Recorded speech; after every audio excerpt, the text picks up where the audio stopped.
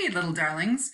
We are going to talk about aggregate supply today. So AS shows level of real domestic output that all firms produce at each level of output. So it's all of supply, not just the supply of toilet paper or the supply of cars or whatever. So it's all products and services. In the long run, they refer to sometimes both ways, LRAS, or sometimes you'll see AS lowercase lr, is vertical.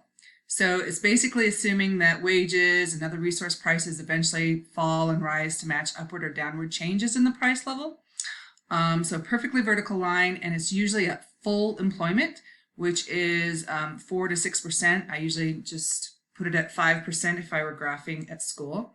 And then the short run, also known as SRAS or AS lowercase sr, slopes upward and to the right, and that's because wages and other resource prices take time to adjust. And so right now I would say we are definitely not in long run aggregate supply. We have a short run right now. We're having a lot of demand shocks and supply shocks all at the same time. I would anticipate those of you taking the AP macro test that you might have something about shocks to the economy, because that's what we're experiencing. So normally you guys would have to graph this, but this year you don't. But you can see the long run aggregate supply is a perfectly vertical. Short run is upward sloping from the origin. I tend to usually draw the bottom, the graph in the bottom right. I like the lower level short run and the upper level the long run. AP allows either, but I guess it doesn't matter this year.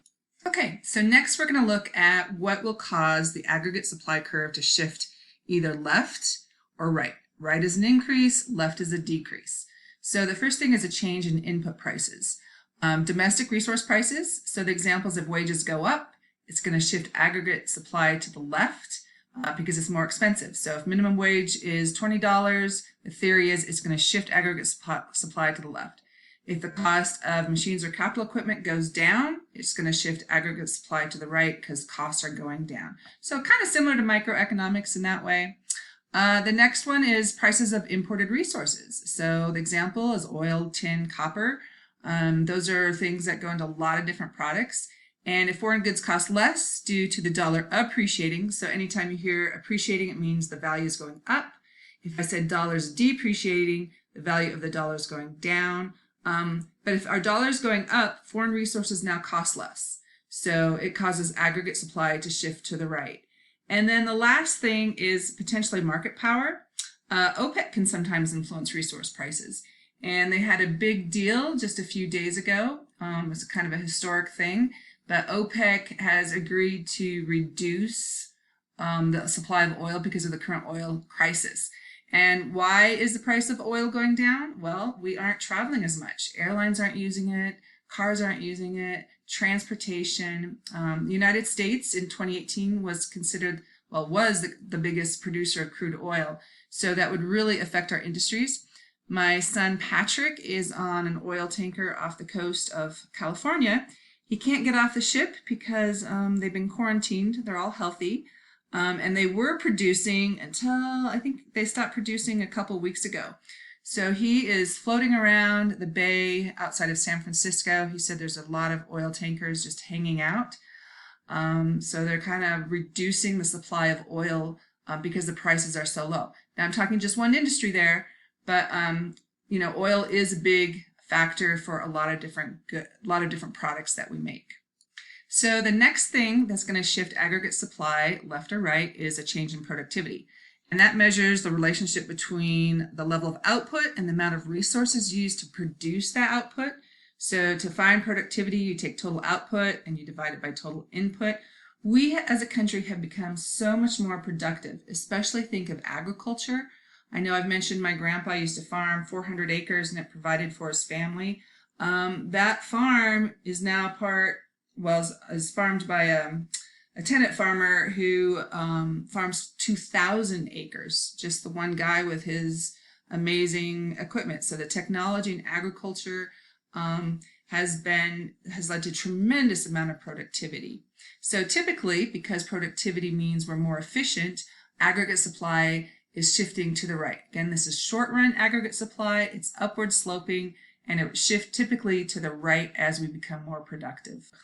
Okay, and then the last thing that's going to cause aggregate supply to shift left or right would be a change in the legal environment.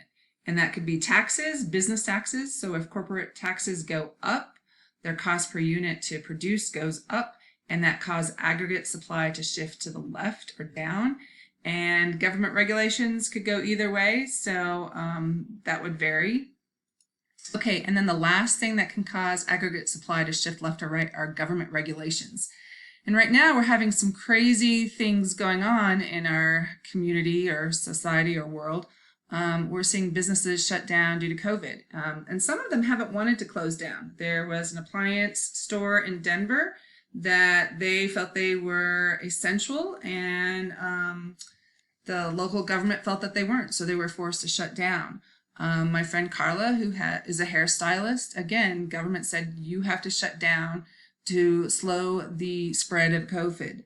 And so these businesses right now are being told they can't produce or can't work, and so that's shifting aggregate supply short run to the left. So we're seeing some major supply shocks of aggregate demand and aggregate supply going on due to the pandemic. So just a reminder, the biggest thing probably that you see most common for shifting aggregate supply is cost of inputs. Inputs means the things that go in to producing goods and services. So cost of inputs, and then change in productivity. For the most part, we're normally a very productive society, but probably not so much right now. We're producing less. You saw that Swift meat packing plant in Greeley had to close down for a bit because of a COVID outbreak there. So we might see that in the supply chain for beef in our grocery store soon. And then the last thing is that change in legal institutional environments. As always, if you have any questions, please feel free to email me at any time. You can also text me through our Remind, and hope you're having a great day. We'll see you soon. Bye now.